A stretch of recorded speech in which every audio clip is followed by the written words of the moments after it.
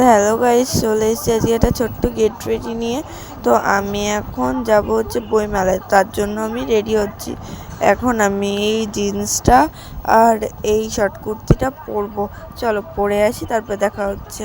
তো এই যে আমি পরে চলে এসেছি, দেখো ভালো লাগছে কেন। তোমাদের সাথে আমি এই কুর্তিটা আগেও শেয়ার করেছি। তারপরে এখন আমি চুলটা বেঁধে নেবো। প্রথমে ভেবেছিলাম চুলটা ছেড়ে কোনো একটা কিছু করবো, কিন্তু ভালো লাগছিল না বলে তারপরে বেনুনি করে নিলাম। মানে বেনুনিটাই বেশি কমফোর্টেবল আমার যা মনে হয়।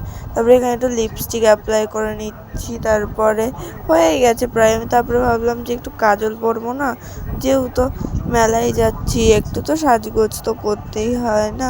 তারপরে আমি একটু কাজল পরে নিলাম। আর কাজল পরলে বেশ চোখগুলো সুন্দর লাগে, সেটা সবারই, আমার একা না। আর আমাকে সাজলে ভালো লাগে না সেটা আমি খুব ভালো করে জানি। তো তারপরে তোমাদেরকে দেখাচ্ছিলাম কত স্টাইল করে, দেখো মানে কত পোস্টার্স দিয়ে। তো তোমরা দেখো। তারপরে এই যে আমি এখন বেরিয়ে গেছি যাওয়ার জন্য আমার বোনকে আনতে। তো বোনকে নিয়ে আসি আমি এখন। এই যে চলে এসেছি প্রায়, বোনকে যাই নিয়ে আসি। তো চলো টাটা, দেখা হচ্ছে মেলার মিনি ব্লগে। টাটা।